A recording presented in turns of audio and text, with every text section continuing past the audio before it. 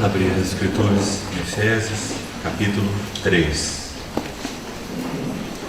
Por esta causa, eu, Paulo, o prisioneiro de Cristo Jesus, por amor de vós, gentios, se é que tendes ouvido a respeito da dispensação da graça de Deus a mim confiada para vós outros, pois segundo uma revelação, me foi dado conhecer o mistério, conforme escrevi há pouco, resumidamente, pelo qual, quando lerdes, podeis compreender o meu discernimento no mistério de Cristo, o qual em outras gerações não foi dado a conhecer aos filhos dos homens, como agora foi revelado aos seus santos apóstolos e profetas no Espírito, a saber, que os gentios são co-herdeiros, membros do mesmo corpo e coparticipantes da promessa em Cristo Jesus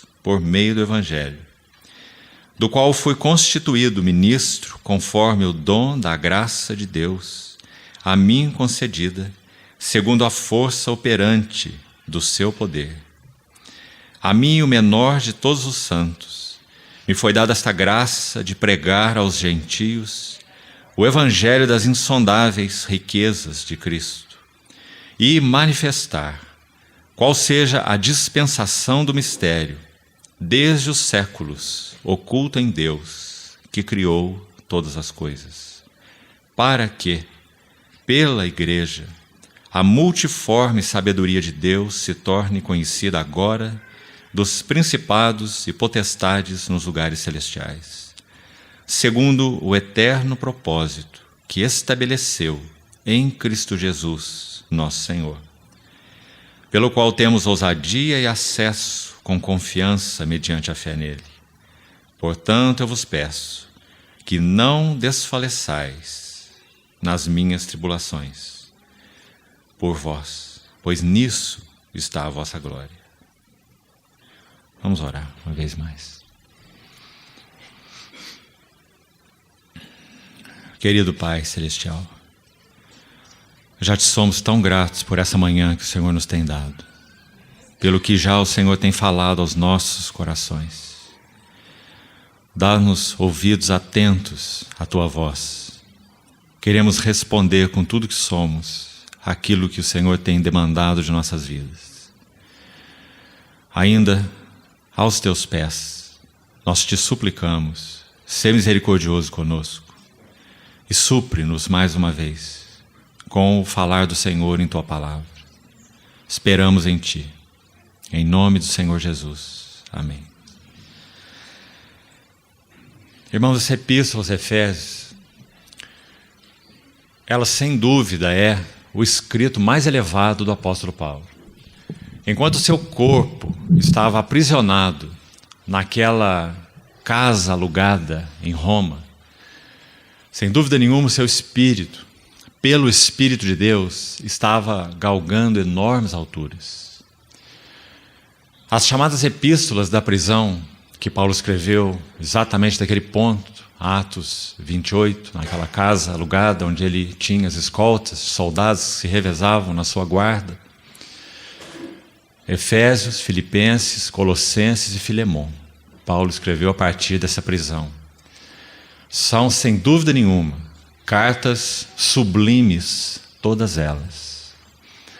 Efésios tem como ênfase a glória do corpo de Cristo, a igreja. Por isso é chamada de epístola da igreja.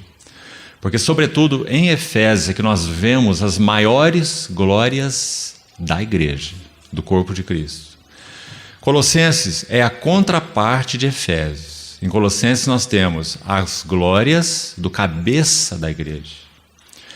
Não há um texto condensado em uma única porção que traga tanta revelação a respeito das glórias de Cristo, o cabeça da igreja, quanto Colossenses 1, de 13 a 23. Texto que ontem examinamos rapidamente alguns pontos. Então, Colossenses é a carta da glória do cabeça da igreja. É a contraparte de Efésios. Juntas, nós temos a glória da cabeça e a glória do corpo. Colossenses e Efésios. Filipenses entra entre essas duas cartas, no arranjo do Novo Testamento. E sem dúvida isso não é por acaso. Porque Filipenses vai nos localizar no que podemos chamar de a experiência cristã normal. Esse é o tema de Filipenses. Cristo é nosso viver, Cristo é nossa mente, Cristo é nosso alvo, Cristo é nosso tudo. Esses são os 4 capítulos da Epístola aos Filipenses. A experiência cristã normal é o transbordamento em qualquer circunstância da vida, da natureza e da mente de Cristo vivendo em nós. Esse é o assunto de Filipenses, uma maravilhosa carta sobre o que seria a experiência cristã normal. E a Epístola de Filemon compõe esse quadro magnífico dessas 4 epístolas da prisão. A Epístola aos Efésios se divide em 2 grandes partes. Os 3 primeiros capítulos são particularmente devotados à visão espiritual. Então, irmãos, vai aqui um grande encorajamento para que os irmãos leem, memorizem e estudem essa Epístola aos Efésios. Esse capítulo 3 é o capítulo da visão celestial. Paulo apresenta o corpo de Cristo aí em diversas metáforas, cada uma mais preciosa que a outra. Ele diz que a igreja é o corpo de Cristo no final do capítulo 1, a plenitude daquele que tudo enche em todas as coisas. Ele diz que a igreja é feitura dele, criada nele mesmo, em Cristo Jesus, Efésios 2:10. Em Efésios 2:15 ele diz que é o novo homem da nova criação. Nos versículos seguintes ele diz que é a família de Deus. E ainda na sequência ele diz que é o santuário do Espírito, que nós estamos sendo edificados para a habitação de Deus no Espírito. Então ele usa a figura do corpo, da feitura, do novo homem, da família, do santuário. Segue no capítulo 5 para a figura da noiva, a esposa de Cristo. Vai ao capítulo 6 para aquela figura do guerreiro cristão, a igreja como guerreiro, se revestindo de toda a armadura de Deus. Então não há epístola nenhuma que traga uma maior glória a respeito da igreja, sua natureza e seu serviço, sua vocação, sua natureza e seu serviço, que a Epístola aos Efésios. Depois que tivemos os 2 primeiros tempos de comunhão, falando algo sobre as glórias de Cristo, porque Ele é o centro do propósito eterno de Deus, então nós introduzimos ontem algo a respeito da glória do corpo. E já entendemos pelas Escrituras, com a ajuda do Senhor, que toda a glória do corpo de Cristo, ela é derivada da sua união com Cristo. Tudo que o corpo tem de glória é derivado da glória da cabeça. Então, se a cabeça é gloriosa, o corpo necessariamente teria que ser glorioso. Porque nós fomos unidos à cabeça que está no céu de modo orgânico. Cristo é a cabeça entronizada. A igreja é o seu corpo de muitos membros na terra. Não poderia haver uma glória na cabeça e outra no corpo. Agora, isso no que concerne a consumação do propósito de Deus e o que Ele fez em Cristo. Vamos usar uma figura para tentar entender na experiência o que isso significa. Poderíamos dizer assim: um grande parto cósmico está ocorrendo. Há 2000 anos atrás, a cabeça apareceu. Em todo parto normal, essa é a ordem, não é? A cabeça vem primeiro. Então, nesse grande parto universal, a cabeça já apareceu, até o pescoço. E essa cabeça já ocupou o seu lugar de glória, seu lugar à destra da majestade nos céus. Ele tem já subordinado a si todos os seus inimigos. Mas Paulo escreve assim aos Efésios: convém que ele reine. Ele já reina. E convém que ele reine até que haja posto todos os seus inimigos debaixo dos seus pés. E o último inimigo a ser destruído é a morte. Aquele grande capítulo chamado de a menção completa sobre a ressurreição, que é 1 Coríntios 15, mostrando o nosso lugar ali. Com Cristo. Se Cristo ressuscitou, nós com Ele seremos glorificados. Se Cristo ressuscitou, nossa esperança é segura, nossa fé é segura.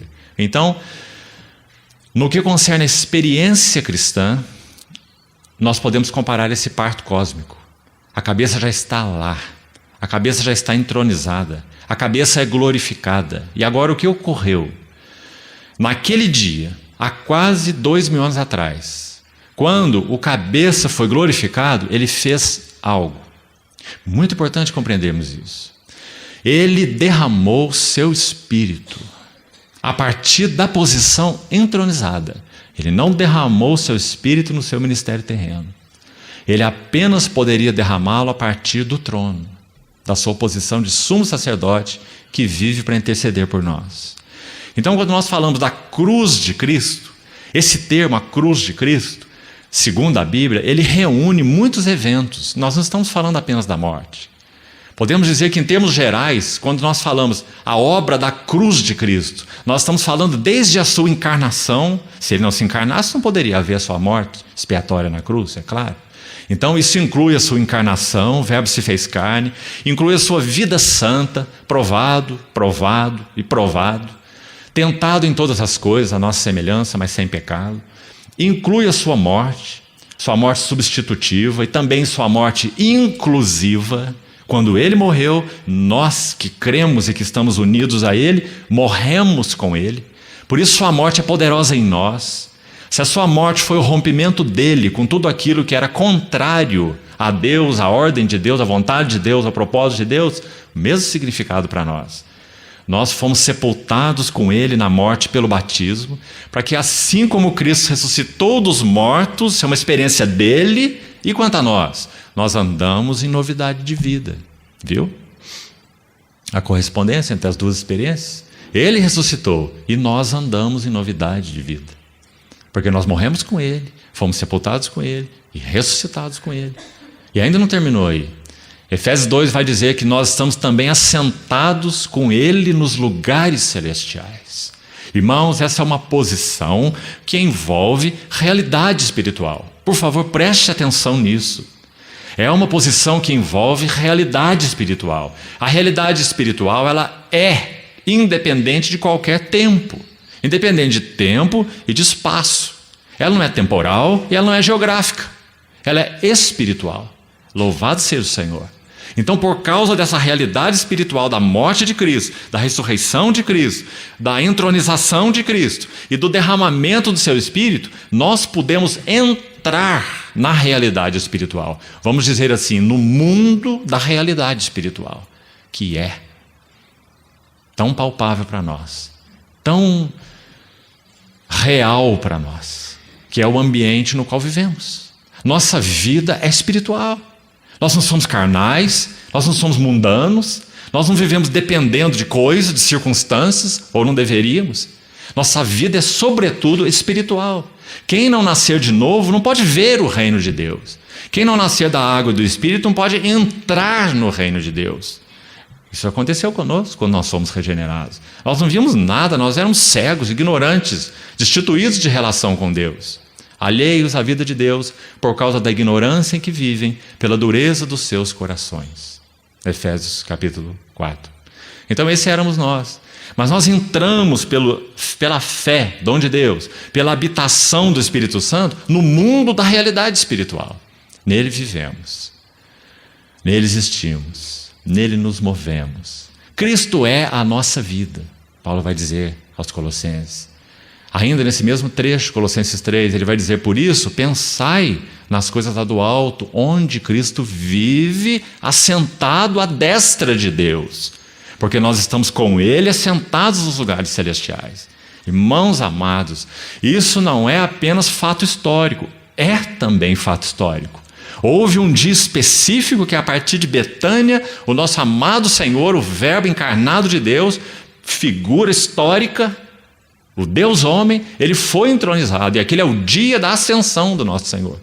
Eles ouviram, eles testemunharam, eles ouviram uma promessa da boca daqueles anjos que estavam ali, dizendo: esse mesmo varão, esse mesmo que dentre vós foi ascenso ao céu, assim virá, do mesmo modo que o viste subir. Histórica ascensão do nosso Senhor. Então, as epístolas do Novo Testamento, principalmente Efésios, Colossenses e Hebreus, em particular, vão nos dizer que nós estamos junto com ele, nessa posição ascensa. E essa deve ser a nossa história e a nossa experiência, porque esta é a realidade espiritual. O quanto nós temos dela, o quanto vivemos nela e o quanto experimentamos dela, este é um outro assunto. Mas ela é um fato. Nós estamos unidos com Cristo em tudo que Ele é, em tudo que Ele obteve, na sua posição exaltada. Certa vez, um aluno foi consultar-se com um professor por algum motivo específico, um professor cristão, e ele encontrou uma placazinha na sua mesa.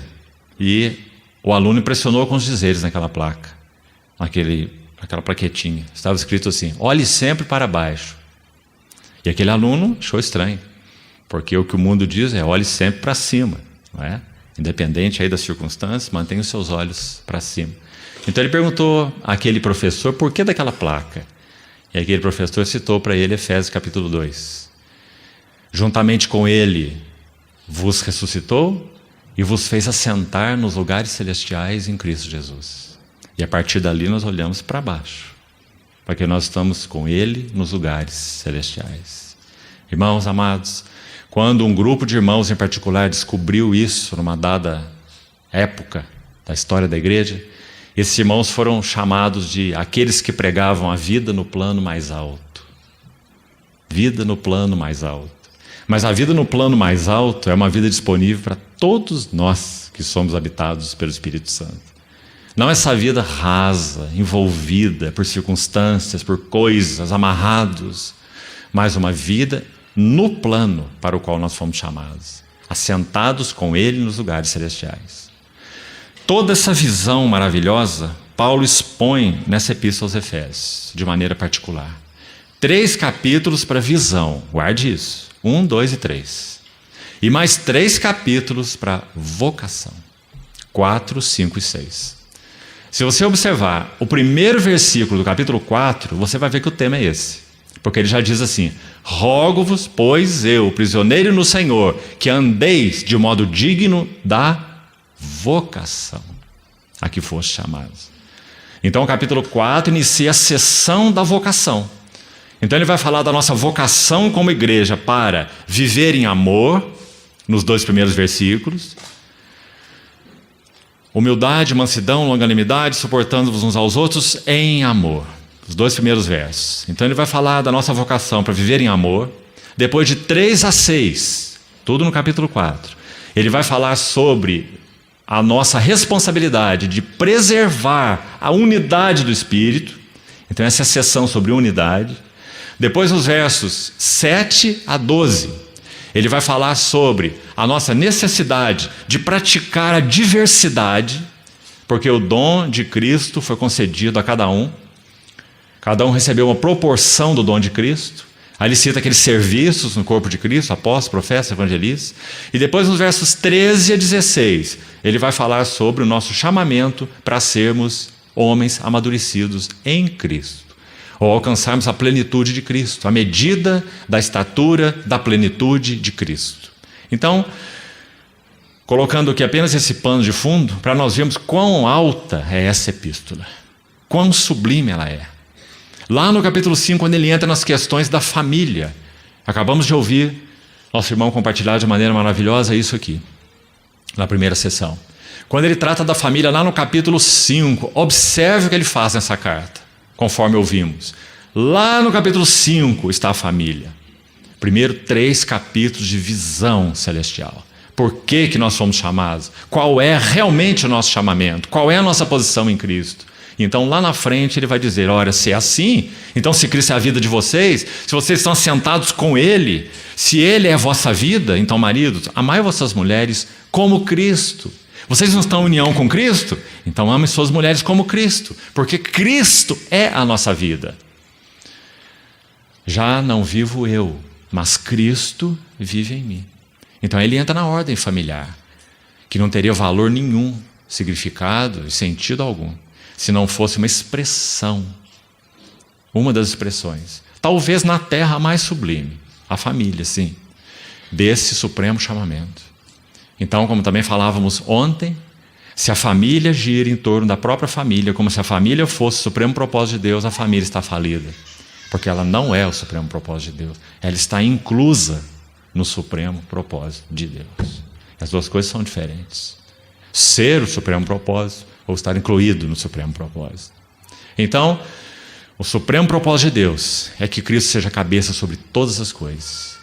Cabeça da nova criação, cabeça da criação primeira, original, cabeça da igreja do corpo, como Paulo disse aos Colossenses, cabeça de todo homem, como ele menciona em 1 Coríntios 11. Você vê quantas menções do mesmo cabeça? Em Efésios, a palavra cabeça é citada 3 vezes. Estude a epístola, porque ela é uma epístola maravilhosa. 3 vezes você vai ver a expressão cabeça. No capítulo 1, ele é o cabeça que tem toda a autoridade. Nenhum nome é igual ao seu nome. Recebeu um nome que está acima de todo nome.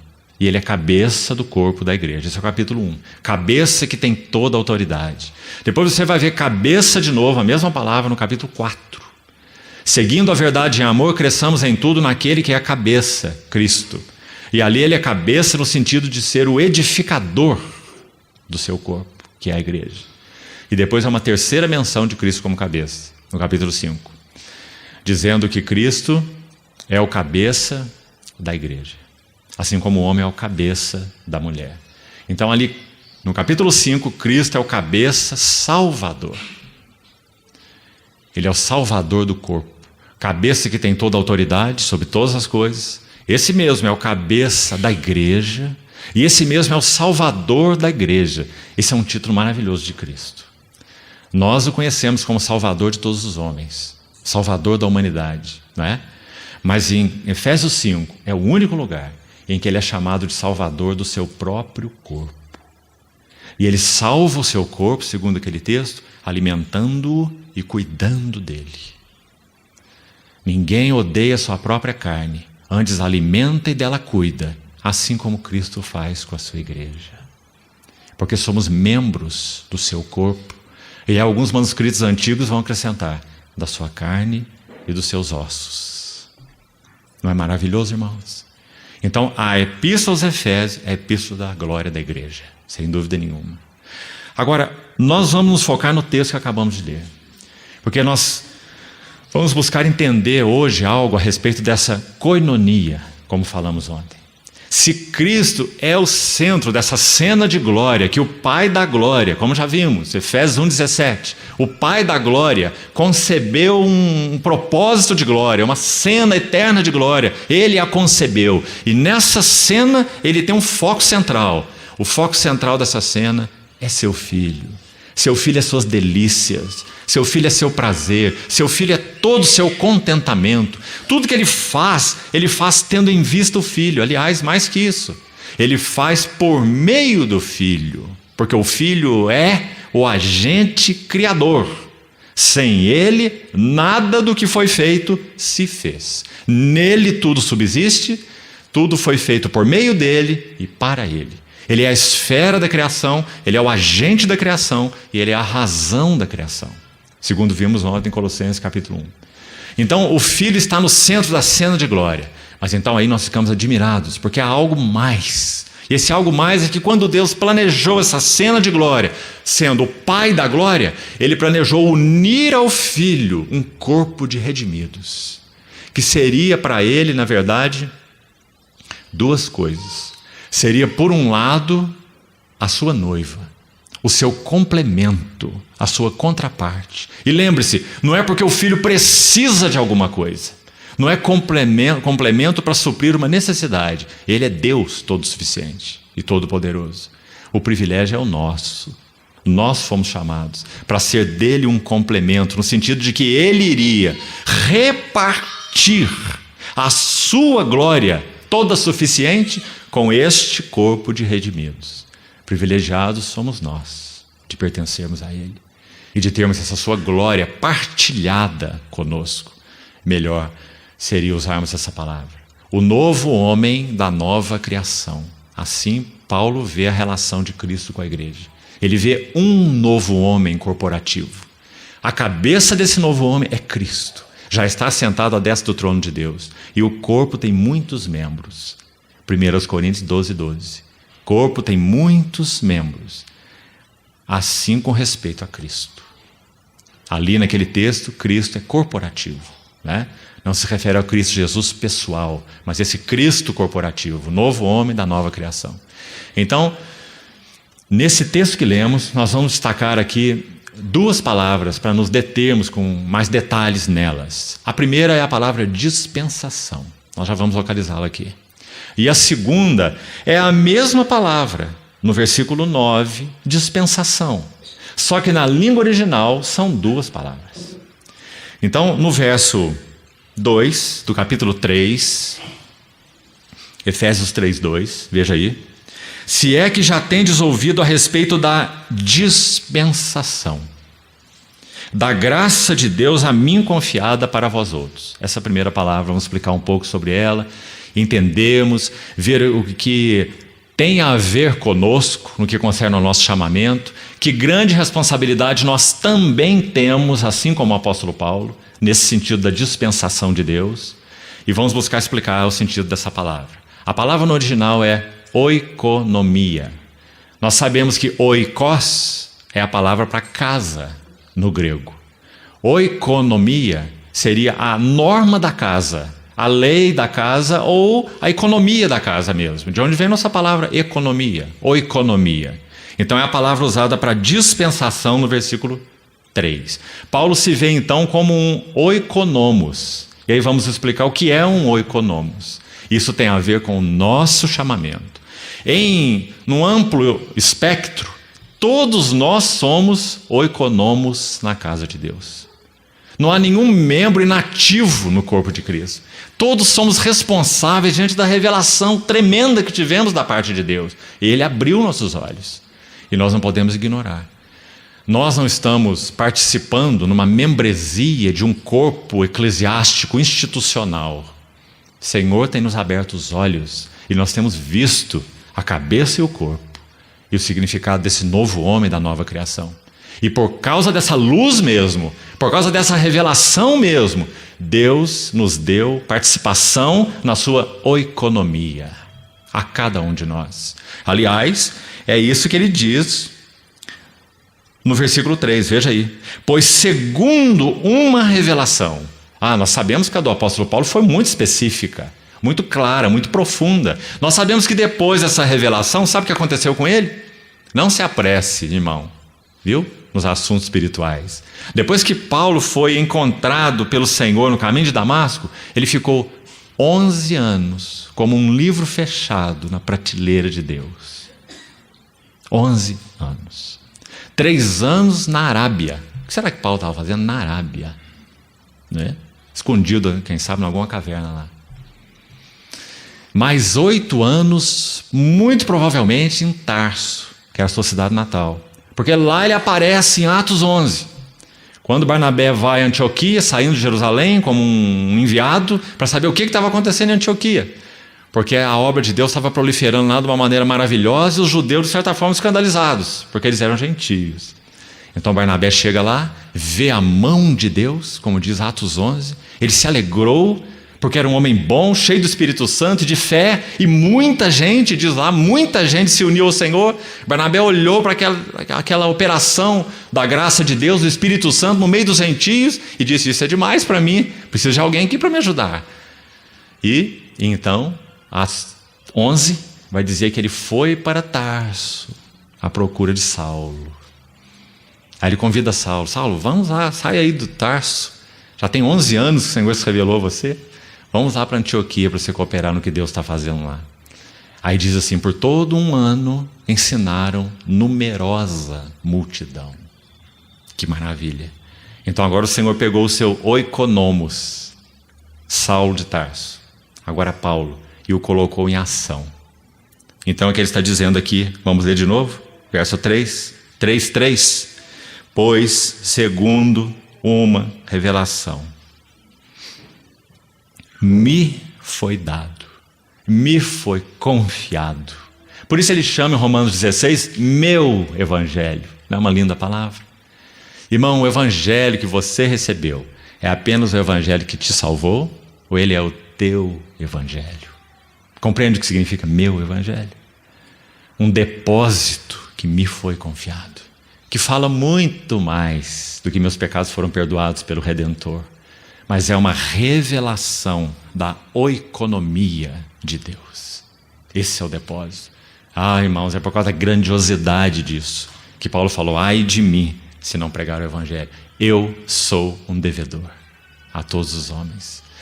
Segundo uma revelação, me foi confiado, dado conhecer o mistério, conforme escrevi há pouco resumidamente, pelo qual, quando lerdes, podeis compreender o meu discernimento no mistério de Cristo.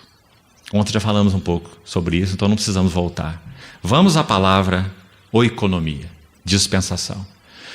A palavra, então, oikonomos, que é quem cuida da oikonomia, obviamente, se refere a um administrador, se refere a um gerente, se refere a um superintendente que tem confiado a si pelo proprietário da casa. Veja, ele não é o proprietário, detalhe importante sobre o oikonomos, ou despenseiro, ele não é o dono. Então ele tem confiado a ele os afazeres da casa, as receitas e despesas da casa. E agora, o último aspecto interessante. Esse oikonomos, o mordomo, se quiser usar essa palavra mordomo, uma palavra excelente, despenseiro, ele tem confiado a si o dever de repartir as porções designadas para cada serviçal da casa e também para as crianças pequenas. Essa palavra oikonomos era uma palavra comum, muito usada na cultura da época, porque toda família abastada tinha um oikonomos, que cuidava de todos os assuntos. E o proprietário ia lá fazer as suas coisas, e tinha lá o seu administrador, fiel, prudente. A primeira vez em que a palavra oikonomos aparece na Bíblia, sabe onde ela está? Nos lábios do Senhor Jesus. Lucas 12. E agora nós vamos abrir esse texto, para compreendermos o que Paulo está dizendo aqui em Efésios capítulo 3. Vamos para a primeira menção dessa palavra. Lucas 12. Vamos ver a partir do verso 35.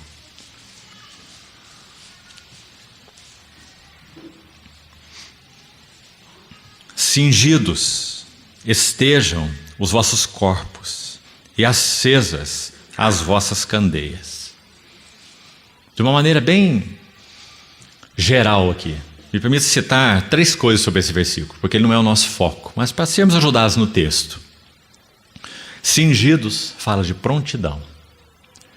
Cingir é aquele ato dos antigos, na cultura da época, de fazer do seu saião, que ia até o pé, a roupa que eles usavam para caminhar, uma mini saia.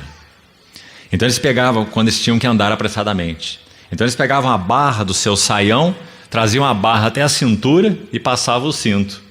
Então a sua saiona se tornou uma mini saia, para eles poderem caminhar apressadamente. Essa é a figura de se cingir, quando alguém vai se colocar em prontidão para fazer algo. Ele vai caminhar rápido, ele está se apressando para realizar uma tarefa. Então essa é a figura que o Senhor usou. O Senhor está dizendo que na sua oikonomia, no seu chamamento, nós não podemos estar sem prontidão. Então ele diz: cinge-te. Você já não viu? Então agora se cinge. Você já não viu? Então agora responda. Cingidos estejam vossos corpos e acesas as vossas candeias. Cingir o corpo tem relação com a vida, acender a candeia tem relação com o testemunho. Sempre na Bíblia é assim. Cingidos os corpos, vida adequada. Acesas as candeias, testemunho adequado. Candeia fala de testemunho. Escute agora. Sede vós semelhantes a homens que esperam pelo seu Senhor. Ah, que maravilha, irmãos. Como nosso irmão nos lembrou, vai alta a noite e vem chegando o dia. Estamos na iminência da vinda gloriosa do nosso Senhor. E então, como precisamos ouvir de novo essa sua palavra? Sede vós semelhantes a homens que esperam pelo seu Senhor. Esperam como? Não de saião comprido, mas esperam com cinto e a roupa aí colocada no joelho para se caminhar apressadamente. Pedro vai dizer assim: esperando e apressando a vinda do dia de Deus. Não só esperando, mas apressando. Sede vós semelhantes a homens que esperam pelo seu Senhor ao voltar ele das festas de casamento, para que quando vier e bater a porta, logo lhe abram. Bem-aventurados aqueles servos a quem o Senhor, quando vier, os encontre vigilantes. Em verdade vos afirmo. Se esse versículo não estivesse na Bíblia, nós nunca podíamos imaginar uma coisa dessa. Escute o que está escrito aí. Em verdade eu vos afirmo, quem está falando é Ele, é o Mestre, o Senhor. Ele há de cingir-se, dar-lhes lugar à mesa e, aproximando-se, os servirá. Você pode imaginar isso, irmãos? O Senhor colocando os seus oikonomos, como vamos chegar lá agora mesmo, num versículo específico, colocando os seus servos na sua vinda. Ele colocando os seus servos na sua mesa, dispondo-se, assumindo uma posição de servo, o que ele já fez naquele lava-pés em João 13, lembra-se? E dizendo que ele vai colocar agora aqueles que com ele sofreram, aqueles que compreenderam algo das suas aflições. Colossenses capítulo 1, verso 24. Paulo falando, eu preencho na minha carne o que resta das aflições de Cristo, a favor da igreja que é o seu corpo. Irmãos, nós sabemos o que é sofrer por causa do pecado, todos nós sabemos. Nós sabemos o que é sofrer por más decisões. Nós sabemos o que é sofrer por causa da nossa obstinação. Nós somos cabeça dura e cerviz dura, soberbos, arrogantes, presunçosos. E nós sabemos o que é sofrer por causa disso. Mas quantos de nós sabem o que é sofrer por Cristo? Paulo diz, eu preencho o que resta das aflições de Cristo a favor da igreja que é seu corpo. Isso não é sofrimento por causa de pecado, de carne, de mundo, de desvios, de extravios. Isso é sofrer por causa da edificação da igreja. Os sofrimentos de Cristo para a redenção já foram completados. Só Ele sofreu, só Ele podia cumprir redenção. Mas resta ainda aflições de Cristo, para que a igreja seja edificada. Para redimi-la, Ele fez sozinho. Para edificá-la, Ele chama companheiros. Privilegiados somos nós, porque Ele podia fazer isso sozinho. Ele podia fazer isso por meio de anjos. Ele podia fazer isso de outra maneira. Ele podia colocar um gravador no céu e anunciar o evangelho para toda criatura. Muito fácil para Ele. O homem criou um gravador na terra. Muito fácil para Ele pôr um reprodutor de som aí no céu e pregar o evangelho a partir do céu e todas as nações ouvirem. Facílimo para Deus. Mas Ele não quis fazer assim. Paulo vai dizer, de Deus nós somos colaboradores, porque Ele quis fazer dessa maneira, não é porque Ele precisa fazer dessa maneira. Então, irmãos, se isso já é um privilégio, colaborarmos, e depois de termos feito tudo, sabemos que somos servos inúteis, nós temos essa palavra dele para nós. Ele está dizendo em verdade. Quando o Senhor fala em verdade, presta atenção no que Ele está falando. É em verdade. Em verdade eu vos afirmo que Ele há de cingir-se, dar-lhes lugar à mesa e, aproximando-se, o servirá. Deixe-me lembrar uma instância em que o Senhor fez isso, que assombra o nosso coração. Quando os seus 7 discípulos, Pedro mais 6, estavam falidos, completamente fora do propósito de Deus. Pedro tinha negado seu Senhor 3 vezes e o amaldiçoado. Estavam sem rumo, sem direção. Eles estavam, mas não o seu Senhor.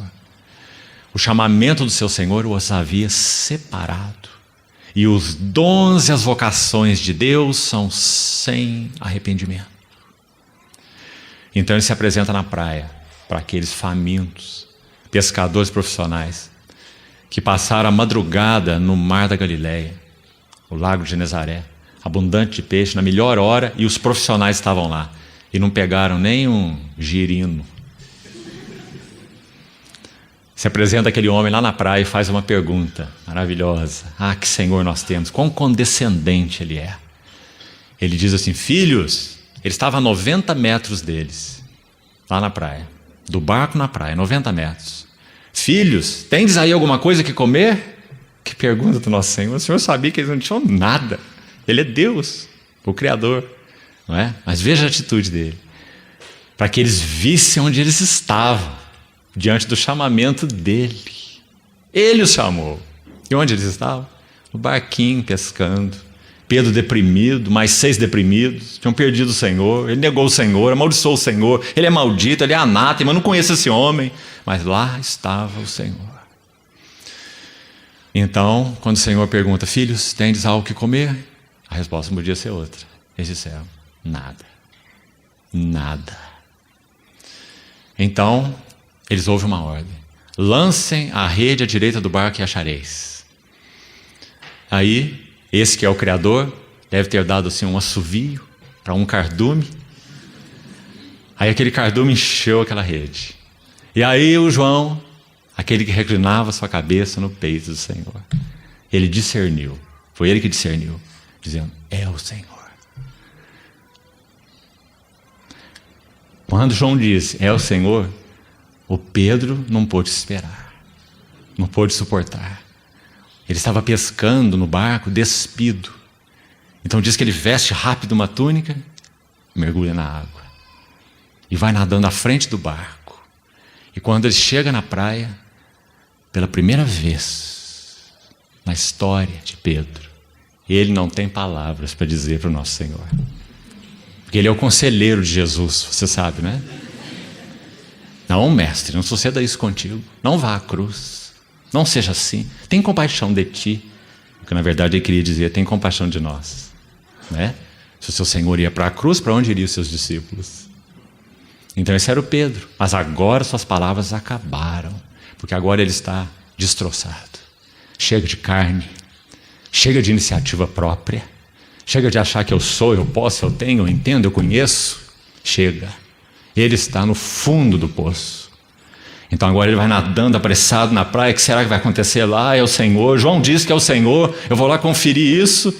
Então ele chega, quem sabe, nadando cansado, 90 metros, e ele vê um braseiro na praia. No capítulo 21 de João, verso 9, esse braseiro está registrado. Mas há um outro braseiro em João, no capítulo 18, versículo 18. E foi nesse braseiro que Pedro negou o Senhor a última vez, diante daquela criada, dizendo: eu não conheço esse homem. Então nosso Senhor remonta a cena. Ele quer levar a memória de Pedro ao braseiro, onde ele negou o Senhor. Então quando Pedro chega na praia, vê um braseiro. Mas não só um braseiro. Sobre o braseiro havia peixes e havia pão. Eles não pegaram nada, mas o Senhor preparou o café da manhã para eles. Cingindo-se, colocando-os à mesa, lhes servirá. Não há nada que nos escandalize mais do que a misericórdia do Senhor, do que o amor do Senhor, inviolável, invencível por nós. Então quando eles viram aqueles peixes e aqueles pães, lá estava Pedro, com a sua boca fechada. E aí o Senhor diz algo ainda mais surpreendente, porque o café da manhã já estava pronto, ele já preparou, ele é o Senhor. Mas ele diz assim: trazei-me algum dos peixes que acabastes de apanhar. Você entende essa frase?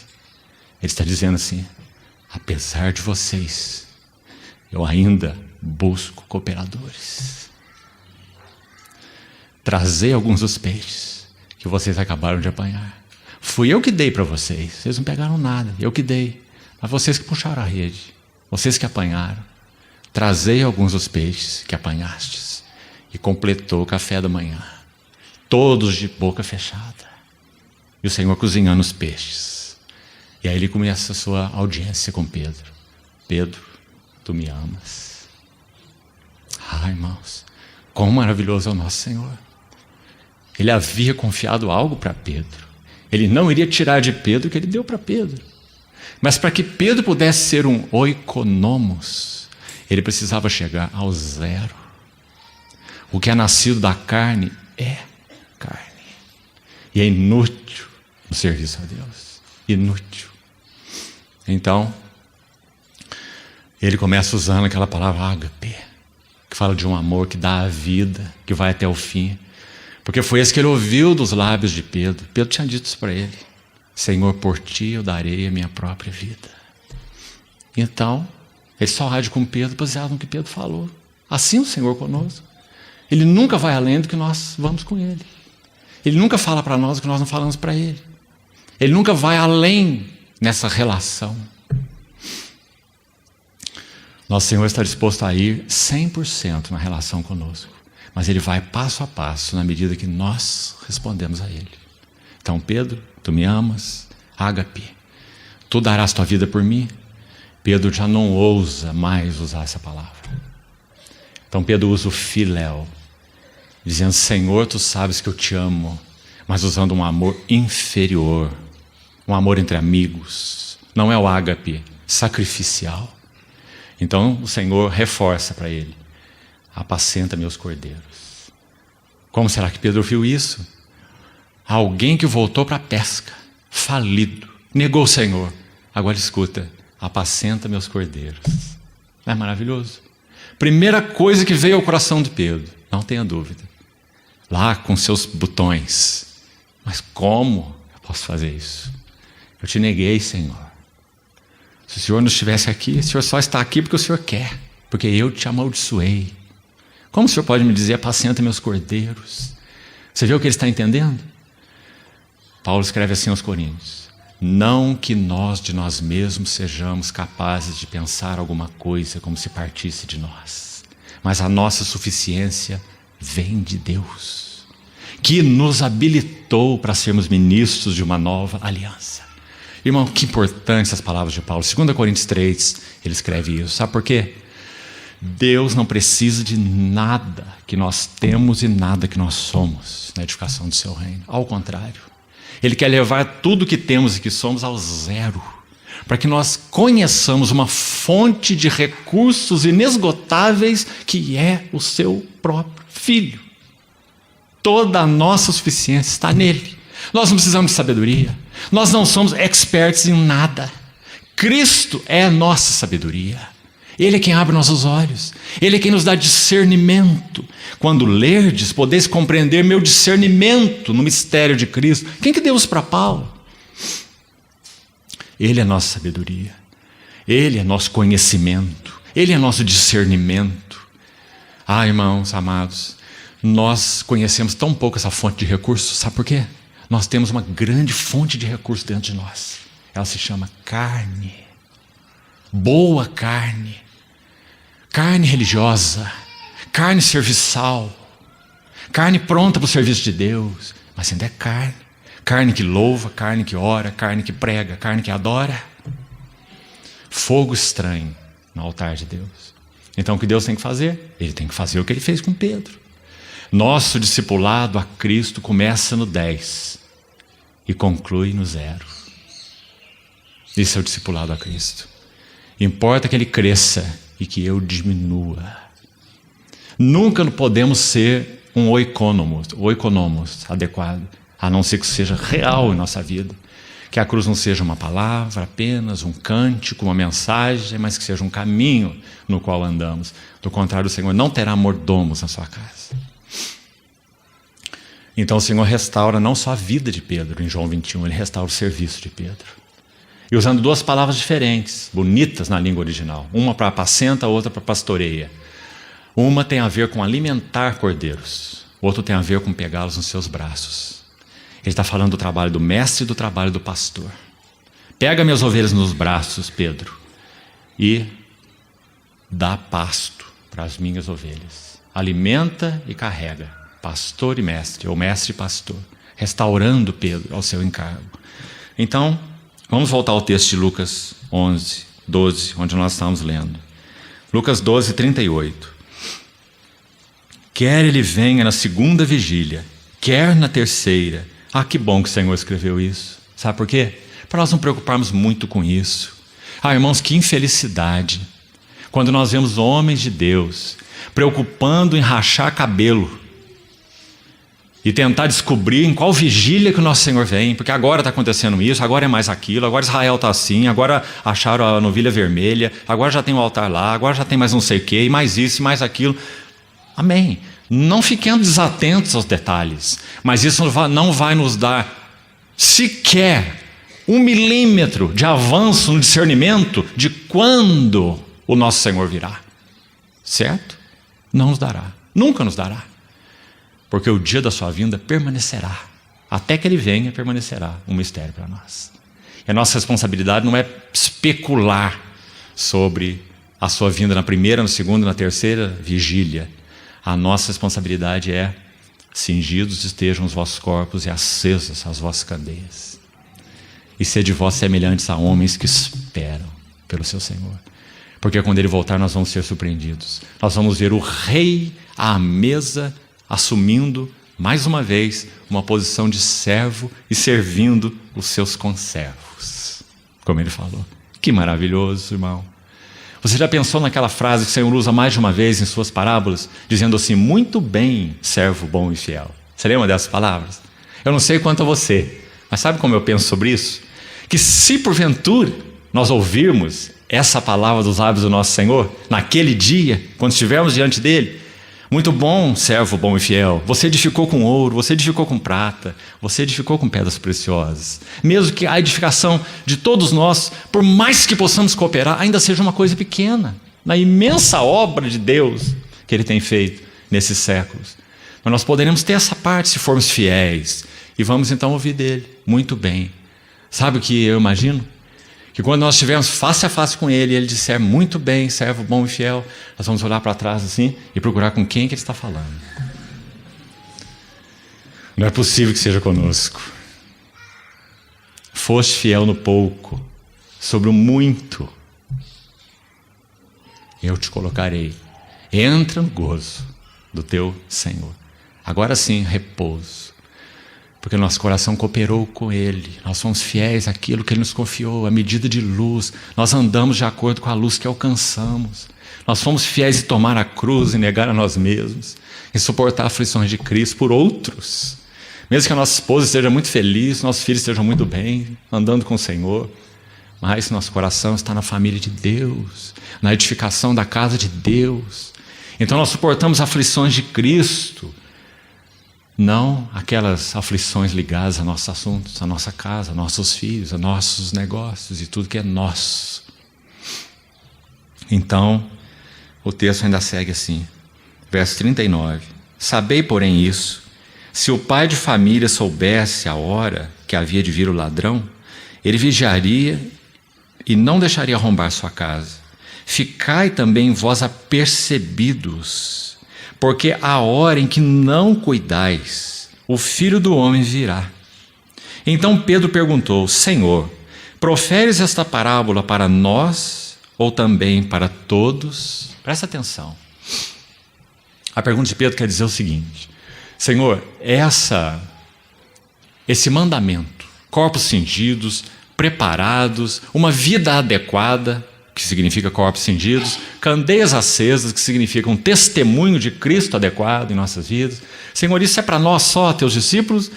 E esse fato do Senhor dizer então que vai servir esses seus servos na tua vinda, se eles estiverem então apercebidos e sendo prudentes e sendo fiéis, proferes essa parábola para nós, isso é para nós teus 12 ou é para todos?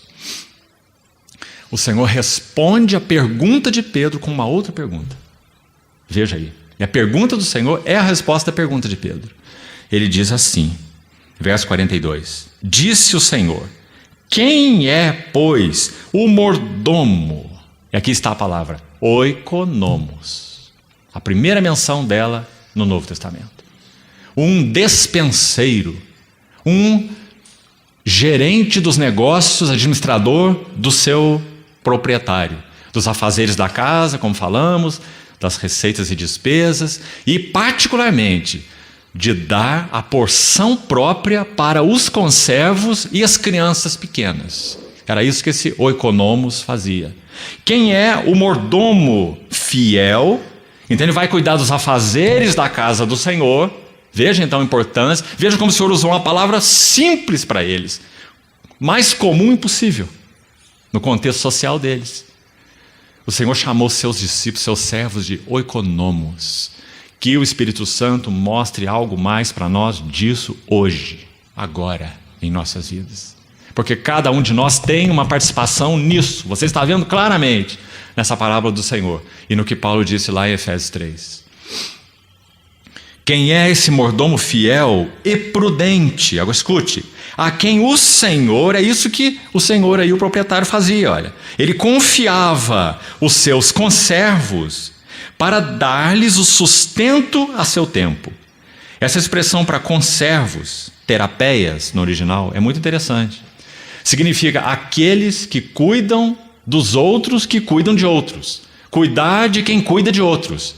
Em linhas gerais, é exercermos cuidado em favor uns dos outros para que outros também cuidem de outros. Compreende? Esses são os conservos. Servos com servos, né? Conservos. Os terapeias, como é mencionado aqui, é a palavra. De onde vem nossa palavra terapia. Cuidado, atenção, né? Conservos. Para dar-lhes o sustento. Essa é uma palavra interessante também na língua original. Citometron é a palavra no grego. Sustento. Sabe o que ela significa? Uma porção definida de grãos. Muito interessante. Então, para um determinado conservo, se ele era uma criancinha, você vai dar uma certa medida, digamos assim, de cevada, adequada para aquela criancinha, na idade dela, para a nutrição dela. Se ele é um adulto, você vai dar uma outra medida, quem sabe acrescentar um grão a mais, né? E dar uma medida maior. Ele é um conservo, ele requer mais. Você quer ver o Paulo, o economos de Deus? Quando ele olha para a Assembleia de Corinto, ele diz assim: leite vos dei a beber, não vos pude dar alimento sólido, porque não podeis suportar, porque ainda sois crianças. Ele é um bom oikonomos. Porque se ele escrevesse a carta que ele escreveu para os Efésios, ele mandasse para os Coríntios, ia ser uma correspondência perdida. Os Coríntios não iam entender absolutamente nada do que Paulo escreveu para os Efésios. Porque Efésios foi uma carta escrita para uma assembleia mais amadurecida, a Assembleia dos Efésios.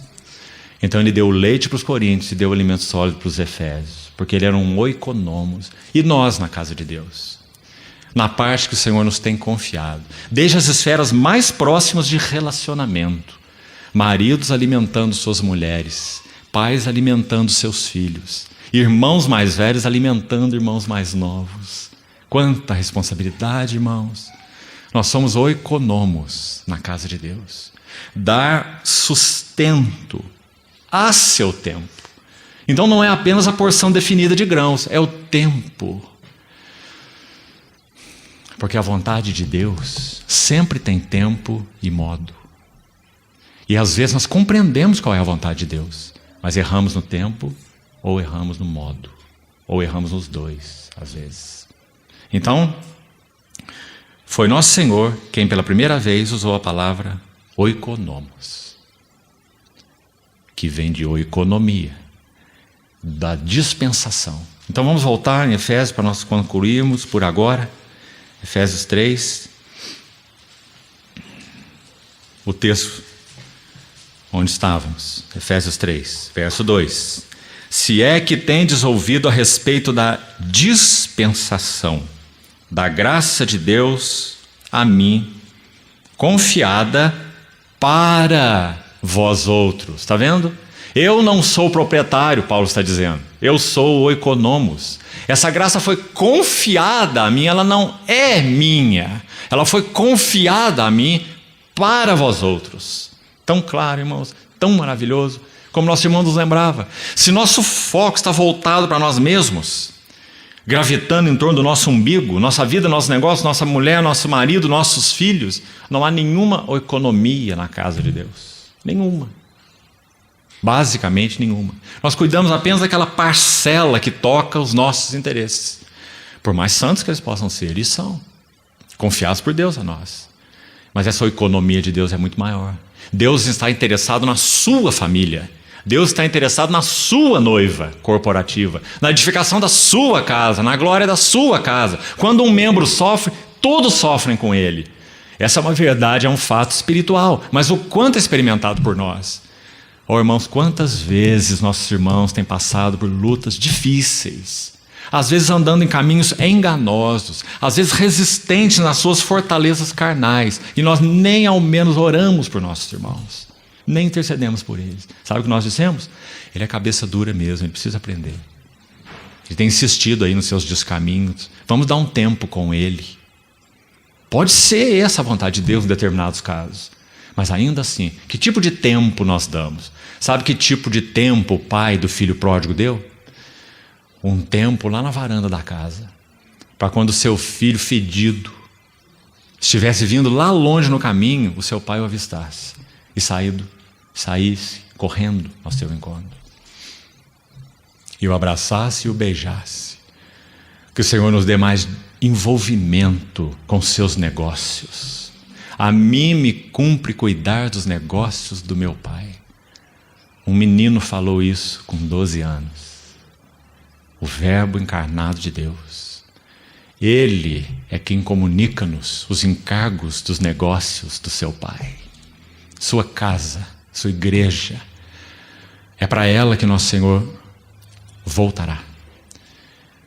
Que sejamos mordomos, fiéis e prudentes. Nós não temos expectativa, infelizmente, de que toda a cristandade responda adequadamente ao Senhor antes da sua vinda. Infelizmente não.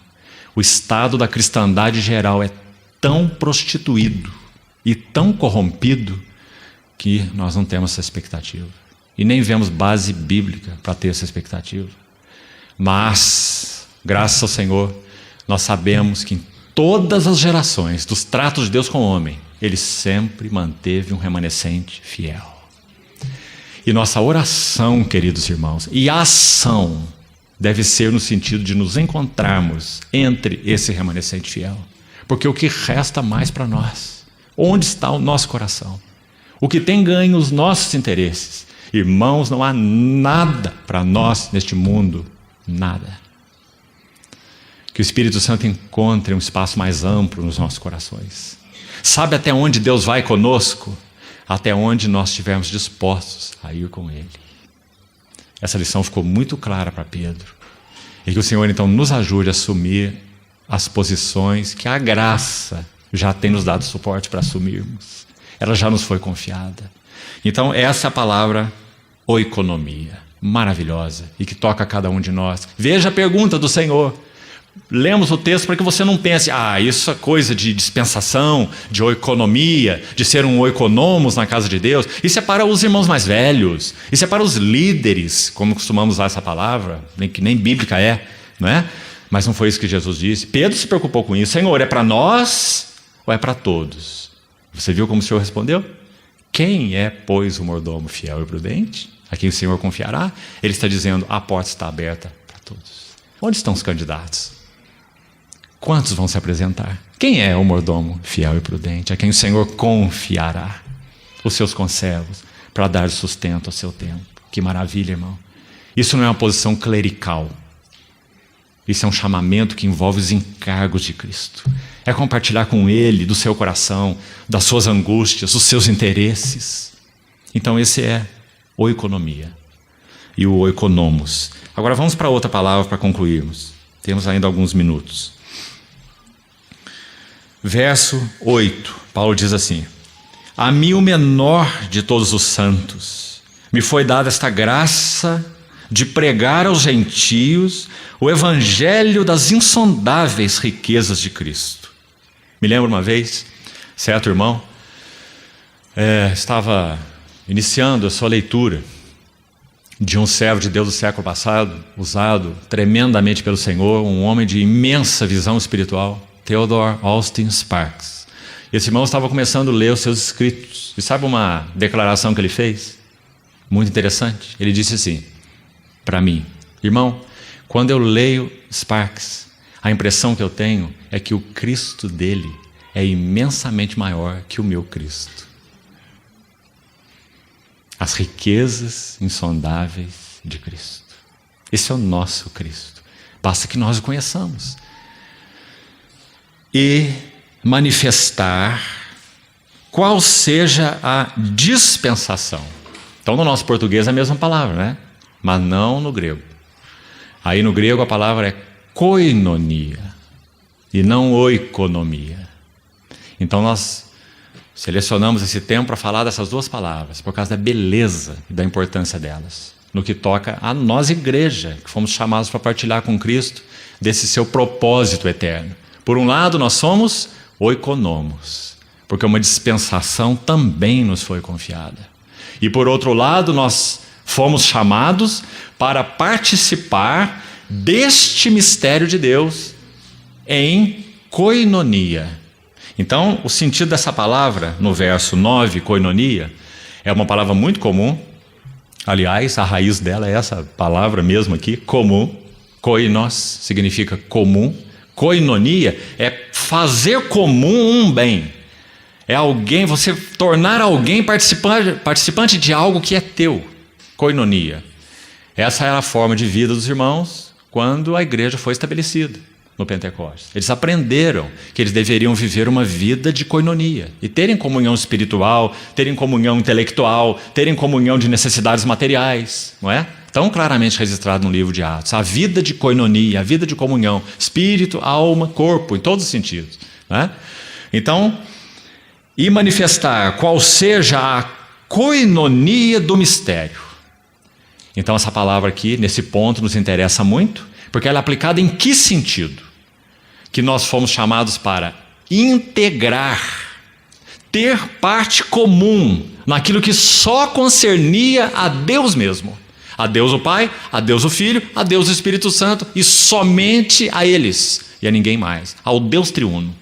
Mas então, maravilhosamente, porque Ele nos chamou, porque Ele disse de trevas resplandecerá a luz, porque Ele fez morar o Espírito Santo em nós, então abriu-se a koinonia, a participação, a integração no mistério de Deus, naquilo que estiver oculto dos séculos e das gerações. Você não acha que é um imenso privilégio? Aqueles que entraram na koinonia do mistério vieram a ser responsáveis pela oikonomia do mistério. Por isso as duas palavras se combinam de maneira tão linda, irmãos. E se aplica a cada um de nós.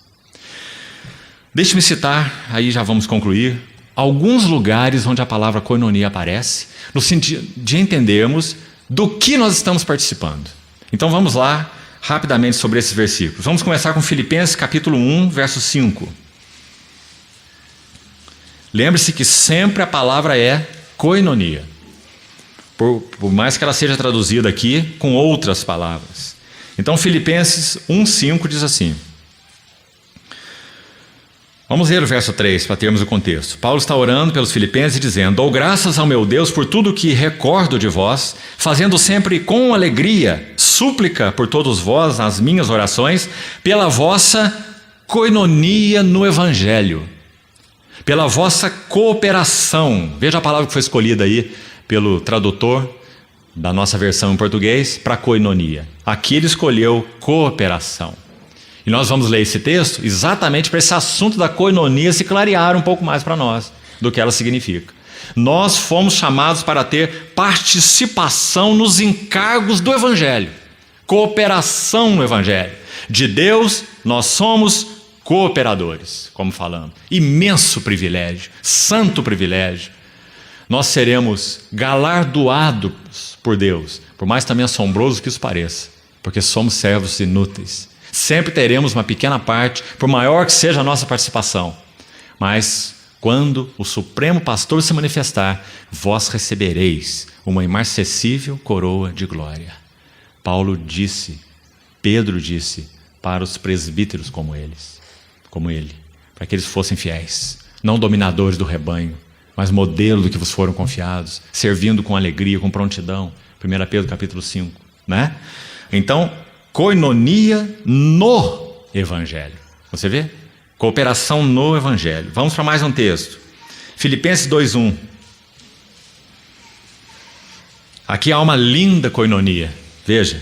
Se há, pois, alguma exortação em Cristo, alguma consolação de amor, alguma koinonia do Espírito. Que maravilhoso. Nós fomos chamados para integrar, para ter parte em algo que era só do Espírito. Sabe qual é a obra do Espírito Santo? Na figura do servo de Abraão, Eliezer.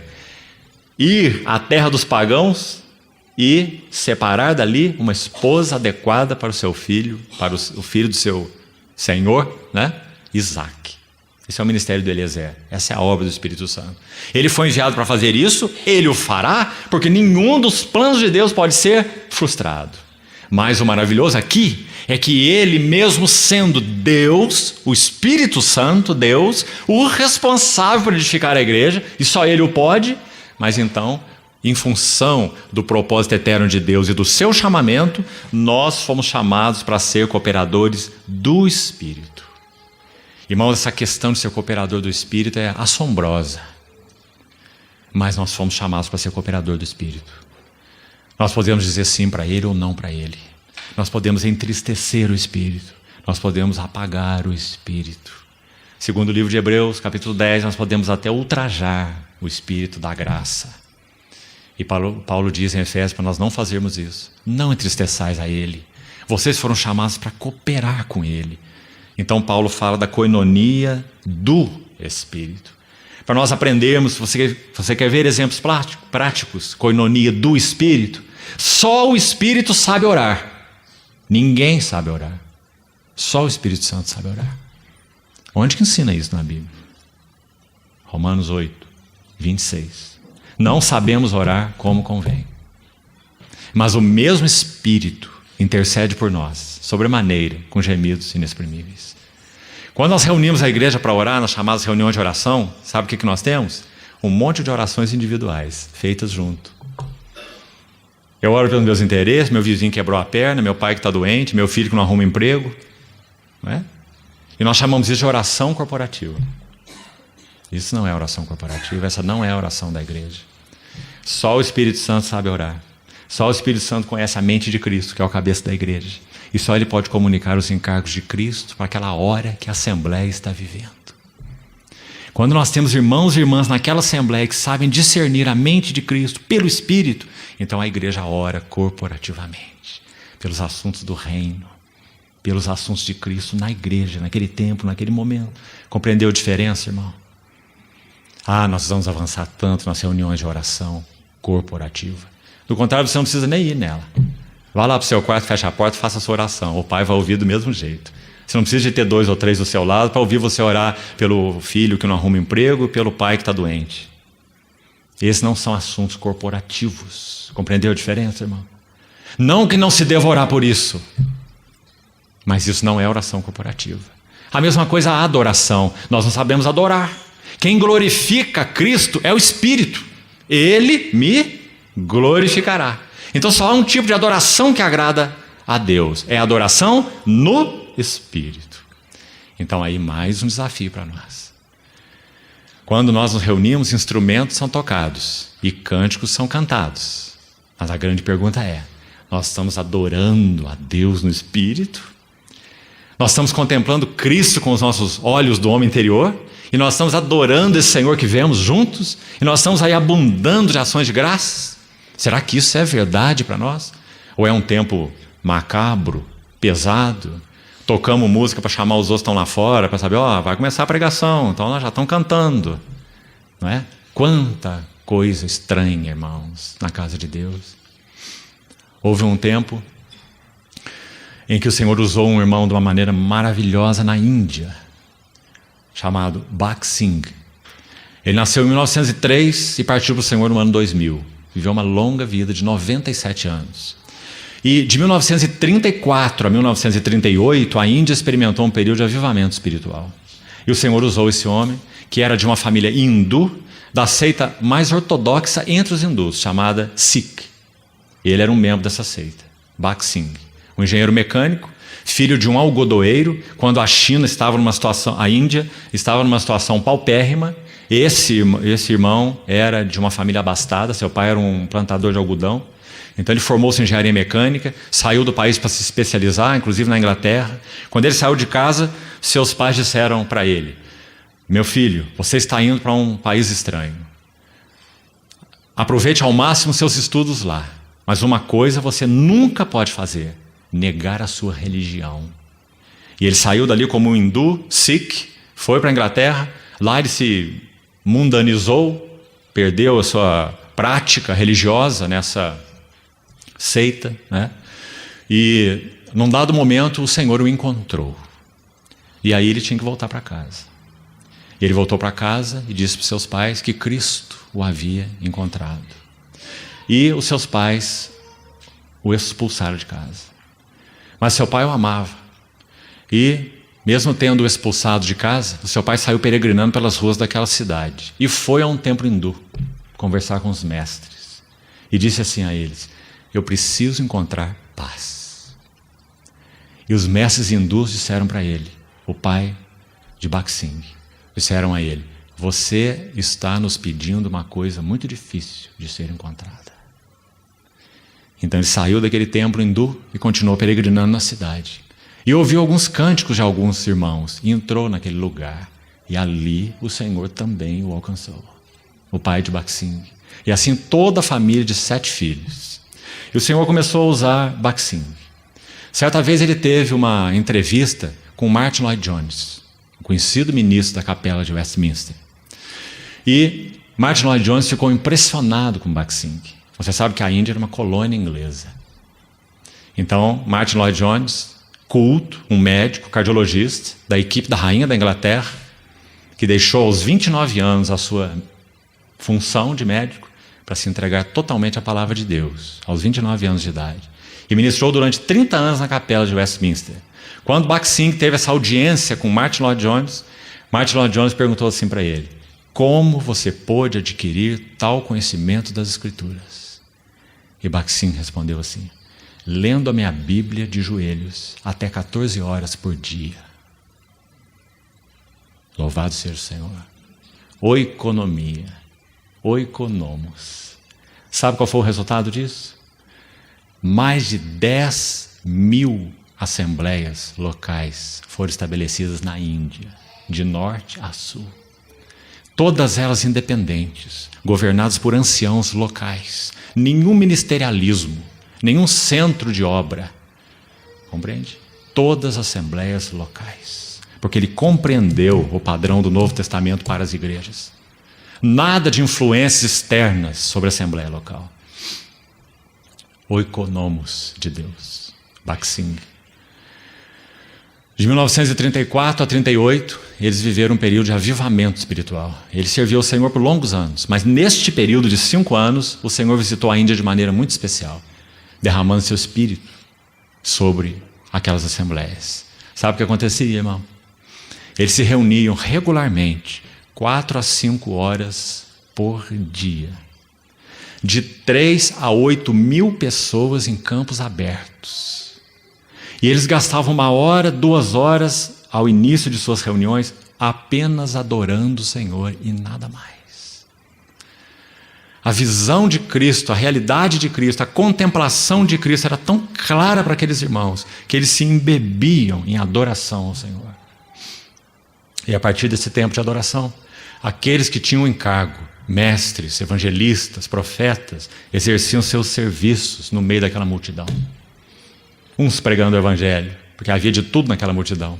Uns pregando o evangelho, outros cuidando, outros ensinando. Certa vez ele escreveu uma carta para os missionários americanos e canadenses. Sabe o que ele escreveu nessa carta? Bhakt Singh disse assim: não enviem mais para a Índia os seus missionários, nós não precisamos deles. Quando eles vêm para a Índia, eles dependem de patrocínios. Nós temos aprendido aqui na Índia a contar com o Senhor Jesus e já descobrimos que Ele é suficiente. Quando seus missionários vêm, eles pregam suas mensagens olhando no relógio.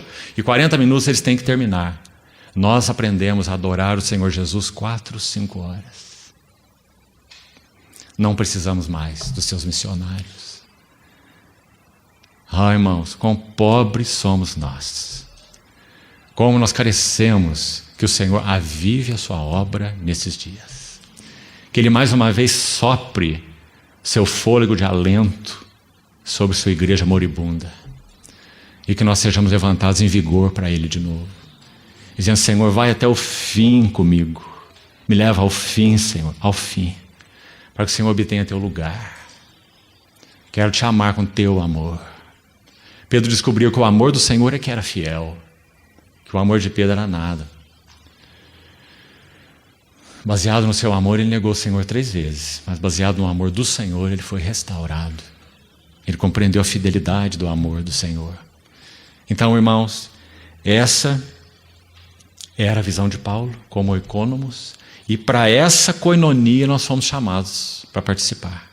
Vamos a mais 2 ou 3 textos. citando, nosso tempo já terminou, mas não vamos terminar sem eles. 1 Coríntios 1,9, esse você nem precisa abrir, já citamos ontem. Fiel é Deus pelo qual fomos chamados a comunhão, koinonia, de seu Filho Jesus Cristo. É um forte texto, porque está dizendo tudo que seu Filho Jesus Cristo é, nós fomos chamados para ter koinonia, para ter participação, ter comunhão. O que é dele, o que ele é e o que é dele, nós fomos chamados para participar. Da pessoa dele e das coisas dele. Dele é o reino, dele é o poder, dele é a glória. E nós fomos chamados para a koinonia de tudo isso. Que maravilha, irmão. Fomos chamados para exercer seu poder, somos chamados para refletir sua glória, somos chamados para participar dos seus pensamentos. Por isso Paulo vai poder dizer assim: nós temos a mente de Cristo. Antes ele tinha a mente de um perseguidor, um blasfemo, um insolente, um arrogante. Assim ele se descreve. Mas agora ele vai dizer: nós temos a mente de Cristo. Koinonia do seu Filho Jesus Cristo. Não é maravilhoso? Mais uma vez, vamos ao último versículo. Filipenses 3,10, e aqui terminamos. Mais um aspecto da koinonia. E também já citamos algo sobre ela. Aqui ele diz, Filipenses 3,10, para o conhecer.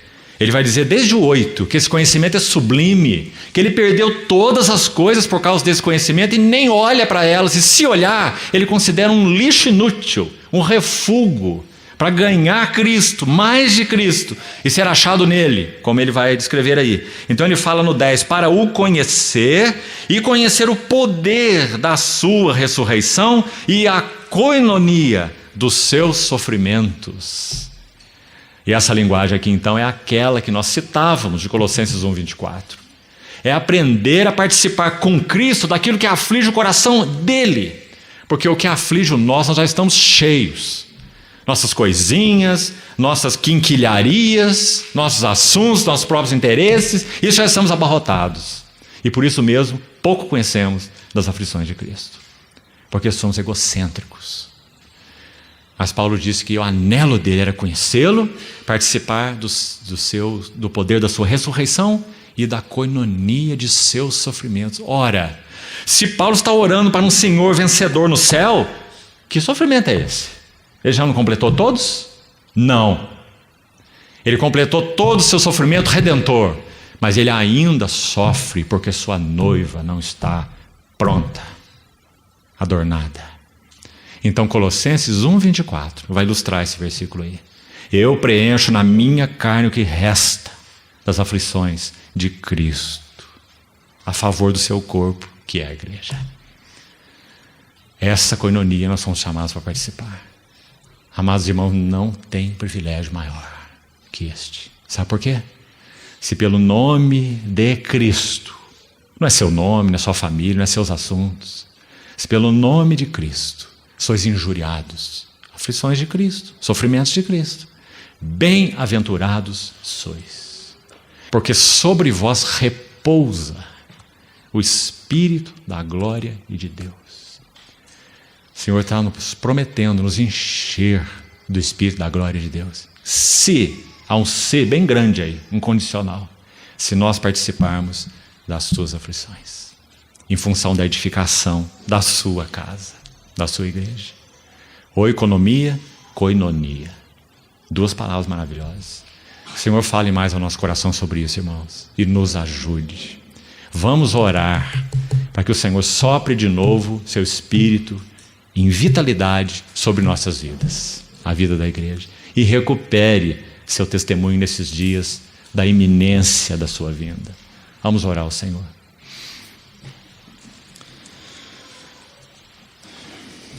Querido Pai, nós só podemos nos confiar às Tuas mãos. Nossas mãos não são confiáveis. Obrigado, Senhor, obrigado, porque te vemos, ainda que obscuramente. Obrigado porque te conhecemos, ainda que em parte. Ó Senhor, não desiste de nós. Usa a Tua longanimidade, a Tua misericórdia e continua a trabalhar sobre nossas vidas, Senhor. Nós somos ainda um barro disforme. Põe em Tuas mãos e modela um vaso, santificado e útil ao seu possuidor, estando preparado para toda boa obra. Ajuda-nos, Senhor. Muito obrigado porque o Senhor já incluiu nos teus propósitos e nenhum dos teus planos pode ser frustrado. Obrigado porque teus dons e tua vocação são irrevogáveis. Te damos graças. Mas, Senhor, ainda assim te pedimos, prepara os vasos. Tira de nós o que é indecoroso, inútil, perverso, maligno. Limpa tua eira, Senhor. Toma tua pá na mão, sopra a palha e recolhe teu trigo no celeiro. Ah, Senhor, nós te pertencemos. Nenhum bem há nos céus além de ti, e nada que nos compraza na terra, senão a ti somente. Senhor, ganha de todo o nosso coração para ti. O Senhor conhece nossas obstinações, o Senhor conhece nossas presunções, o Senhor conhece a força de nossa carne, mas obrigado, tu já venceste.